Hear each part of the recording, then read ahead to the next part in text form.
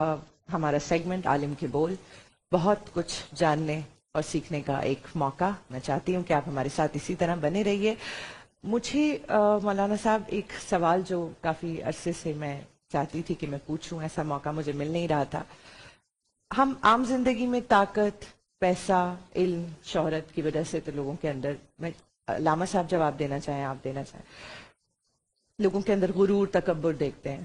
پر کچھ عبادت گزار لوگ بھی ایسے ہوتے ہیں جو خود کو بہت افضل، لوگوں سے بہت بڑا فیل کرتے ہیں اور فیل کرا بھی دیتے ہیں سامنے والے کو کہ اگر تم نماز نہیں پڑھ رہے ہو، یا باقاعدہ آنکھوں سے ایسے دیکھا جاتا ہے کہ انہیں حقیر نظروں سے دیکھ رہے ہوتے ہیں. کیا یہ سم واٹ ان کو صحیح کرنے کے لیے ہو رہا ہوتا ہے، انہیں یہ بتانے کے لیے کہ یہ رستہ صحیح نہیں ہے جس پہ تم چل رہے ہو، رستہ یہ ہے، یا ان کی مطلب اس کو آپ تھوڑا روشنی اس پہ ڈال دیجیے. بسم اللہ الرحمن الرحیم.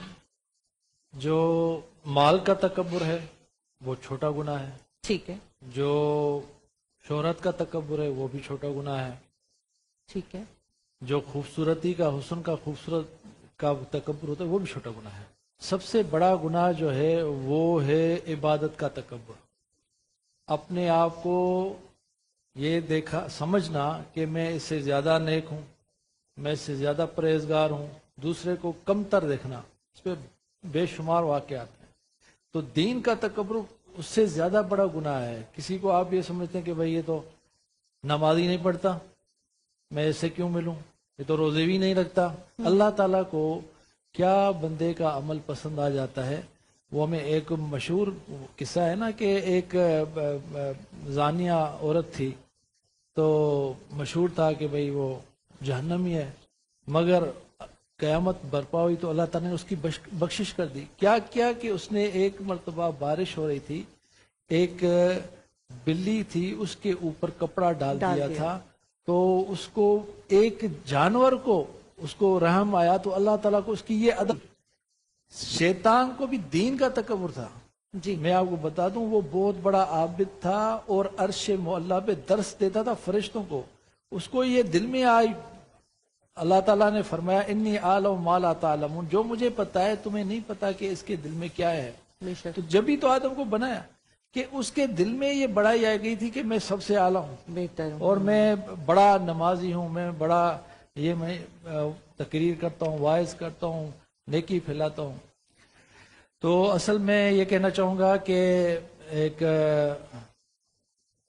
معتصم باللہ ایک بادشاہ تھے، تو اس کو جو نا موت نے جھٹکا دیا، تو اس نے جملہ کہا یا ملا یزال ملکہ ارحم من زال ملکہ، اے وہ ذات جس کی ملک کو زوال نہیں آئے گا اس پہ رحم خواہ جس کا ملک زائل ہونے والا ہے.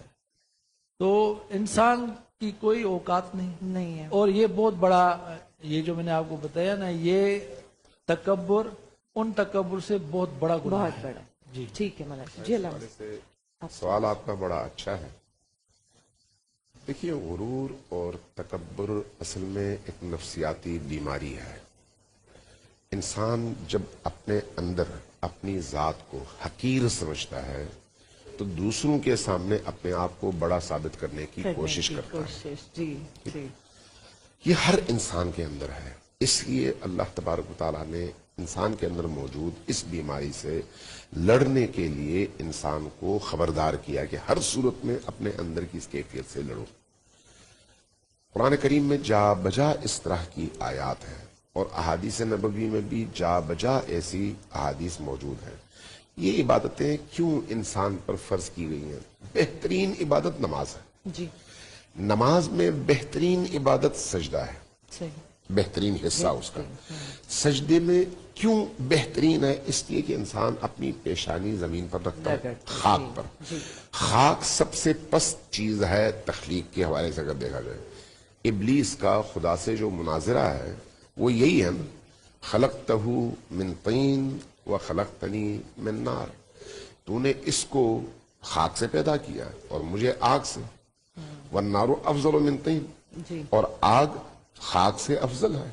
میں اس انسان سے افضل ہوں، میں اس کے سامنے کیوں سر جھکاؤں؟ صحیح بات ہے. یہ دلیل ہے کہ خاک سب سے کمتر چیز ہے.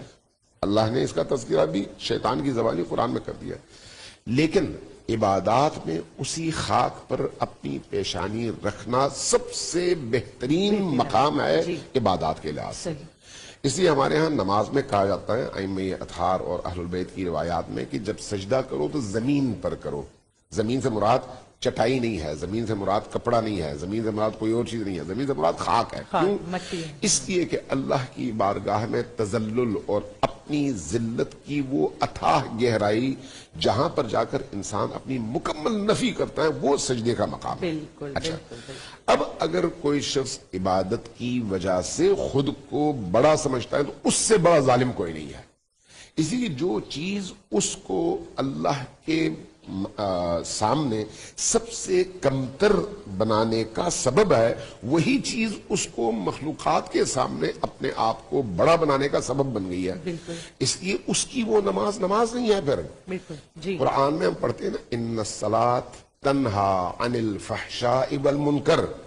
نماز کی خصوصیت یہ ہے کہ وہ فحشاء اور منکرات سے روکتی ہے.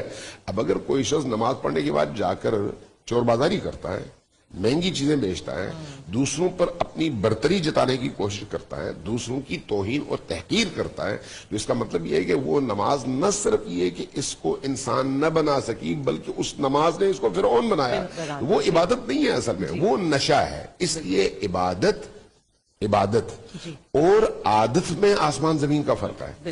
عموماً ہمارے معاشرے کے اندر عبادات عادات ہیں, عبادت نہیں ہے. عبادت انسان کو اللہ کی بارگاہ میں سب سے زیادہ عاجزی کی اس کیفیت تک پہنچانے کا سبب ہے.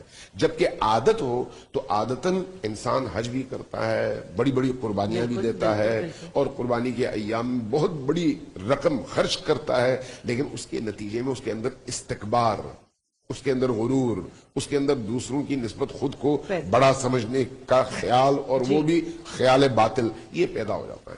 اس لیے روایات میں یہ ہے کہ جہنم میں سب سے زیادہ بدبو اس سے آئے گی جو علم رکھتا ہوگا اور اس علم کے باوجود اپنی زندگی کو اس علم کے مطابق گزارنے کی بجائے اس نے یہ والی روش اختیار کی ہوگی.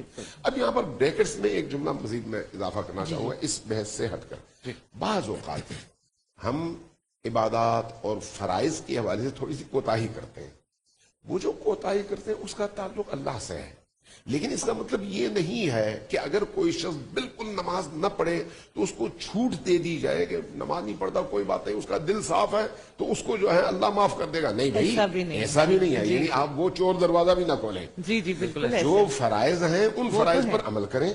ان فرائض کی بجا آوری میں کئی بار کوتاہی ہو جاتی ہے, کہیں اونچ نیچ ہو جاتی ہے, تو وہاں پر آپ کو یقین ہونا چاہیے کہ اللہ کریم ہے, بخشے گا.